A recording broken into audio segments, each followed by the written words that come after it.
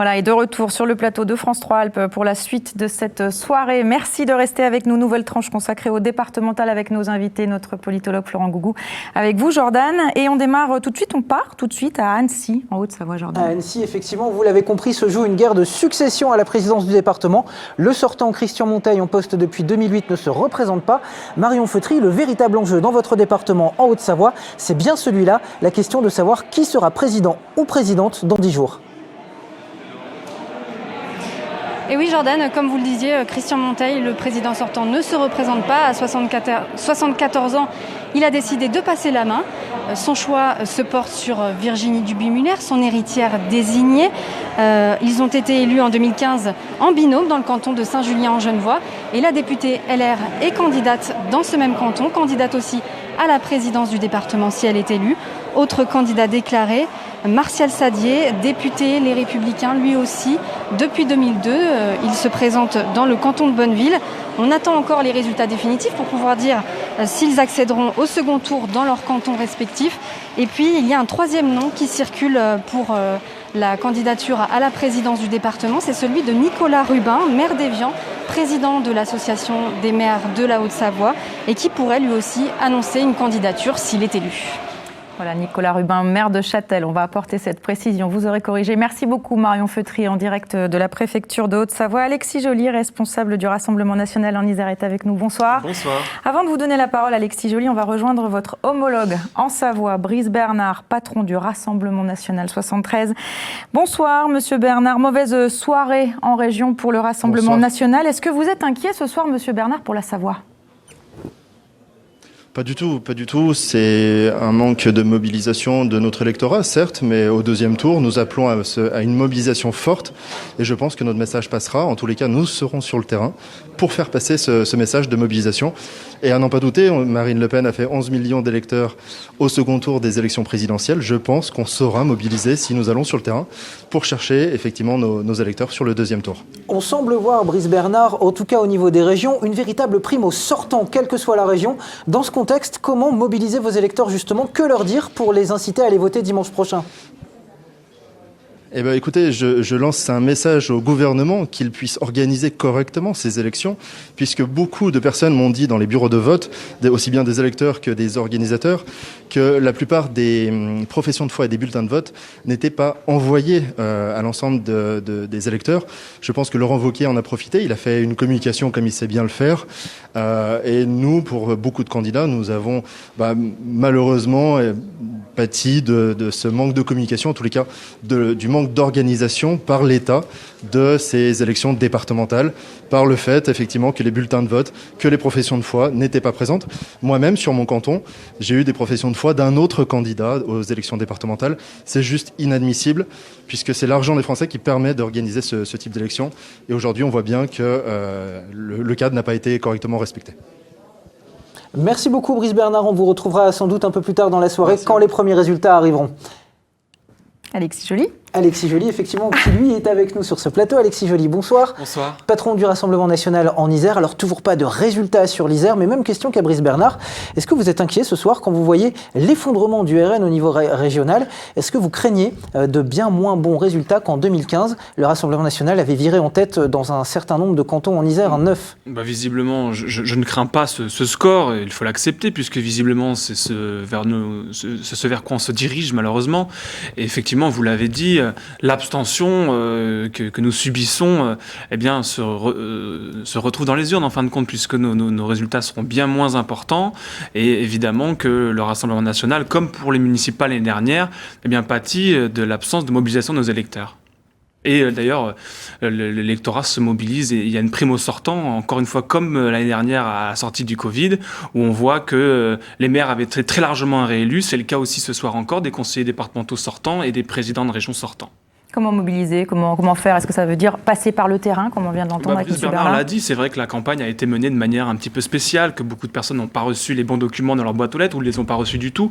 Après, je crois qu'il faut aussi, encore une fois, faire campagne de terrain. Nous sommes des élus de terrain et c'est vrai qu'on apprécie aller à la rencontre des habitants en leur expliquant effectivement quel est le bilan de Laurent Wauquiez, qui n'est pas forcément celui de la droite dure, mais plutôt celui du centre mou. Laurent Wauquiez est quelqu'un de centre mou pour vous? Bien sûr, il a passé son... C'est pas le qualificatif qui revient plus souvent quand on parle de lui. Pourtant, c'est la réalité. Il a passé son temps pendant 5 ans à donner des gages à la gauche pour rester dans ce fameux arc républicain et qui lui tient à cœur. Et il ne fallait surtout pas déborder un peu trop vers les idées du Rassemblement national. Voilà. Aujourd'hui, force est de constater qu'il fait plutôt barrage au Rassemblement national. Il mobilise plus ses électeurs, voilà, parce qu'il est président sortant et que c'est plus facile. Ces gens-là sont dans le fauteuil. Et puis, il a aussi mobilisé un certain nombre de maires qui ont communiqué largement par le biais de nombreuses lettres qui ont été envoyées, d'ailleurs on ne sait pas sous quel régime, hein, soit par les comptes de campagne ou de manière voilà, des fonds publics. Tout ça devrait être éclairci, mais en tout cas voilà, la campagne a été menée de manière différente et avec plus de facilité pour les présidents sortants, il faut le dire. Alors on va rester en Isère, on va rejoindre la préfecture à Grenoble où nous attend Jean-Christophe Solari. Gros enjeu dans le département qui pourrait basculer à gauche. Dans cette optique, une alliance inédite à l'échelle du département, le Printemps isérois. Dans quelle ambiance est-ce que vous vous trouvez, Jean-Christophe, ce soir? Comment ça se profile? Oui Marie, écoutez, ici les résultats partiels commencent à tomber sur l'écran derrière moi, mais aucun résultat définitif. La tension, elle commence à monter avec notamment des militants du Printemps isérois qui sont ici et qui scrutent ces premiers résultats. Ce Printemps isérois s'est formé en avril dernier avec une idée principale, ne pas revivre le cauchemar de 2015 quand la gauche avait remporté, était arrivée en tête au premier tour et puis avait dû laisser le conseil départemental au second tour. Elle l'avait perdu de moins de 50 000 voix. Alors, cette année, en 2021, on s'est concerté d'Europe Écologie Les Verts à la France Insoumise en passant par le PS et le PC et on a tranché pour des candidats de différentes étiquettes mais qui se sont présentés sous une bannière unique, celle du Printemps isérois. Seul bémol, des tensions sur 4 cantons dans la ceinture grenobloise, notamment Grenoble 2 et Pont-de-Claix, où des listes autonomes se sont présentées avec le soutien actif du président de la métro, l'agglomération grenobloise, Christophe Ferrari, ex-socialiste.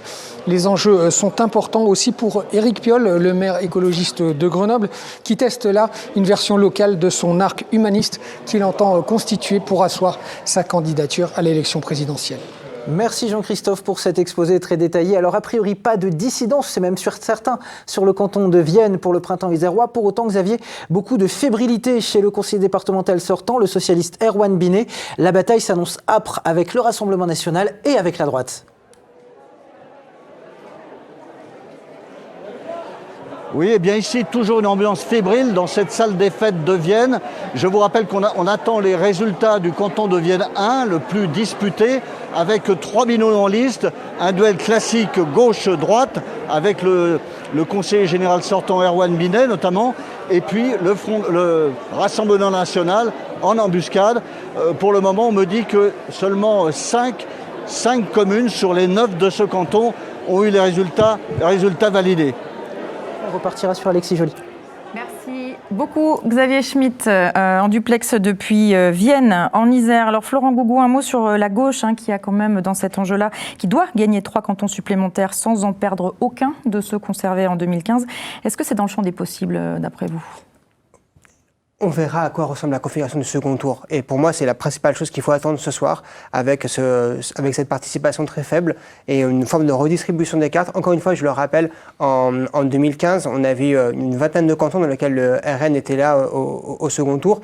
Et de fait, ça rendait la tâche plus facile pour une partie des grands partis pour gagner le second tour. Là, dans le cas où on aurait des affrontements gauche-droite traditionnels, plus fréquents dans le second tour, ça réouvrirait le jeu dans pas mal d'endroits.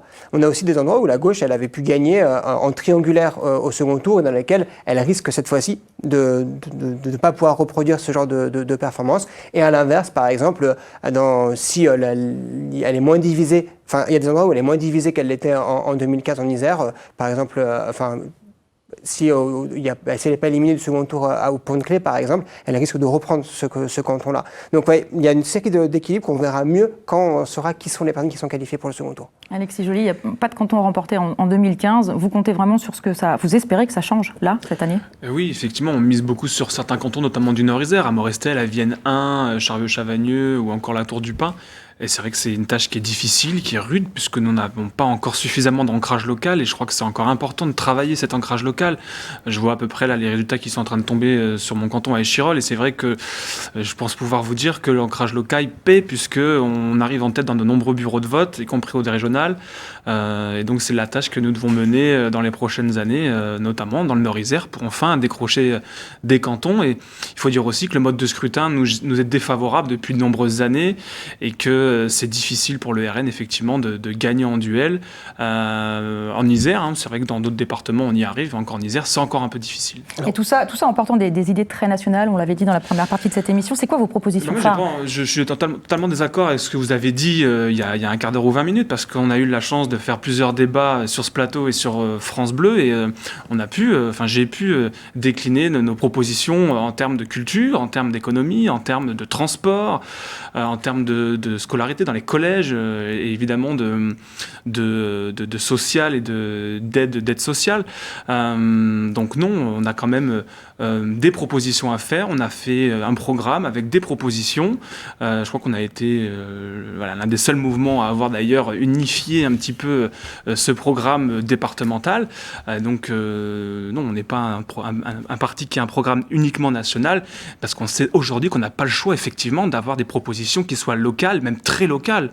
C'est vrai même aux élections municipales, on arrive à faire des campagnes vraiment très locales avec des thèmes qui sont vraiment exploités. Alors, vous parliez des résultats qui arrivent sur votre canton. On a fait le choix sur France 3 de ne pas donner de résultats partiels pour ne pas brouiller les pistes. Les résultats qui tardent un peu à arriver ce soir, Marie, parce que les préfectures ont passé des consignes. Il faut d'abord dépouiller les élections régionales avant d'arriver aux départementales.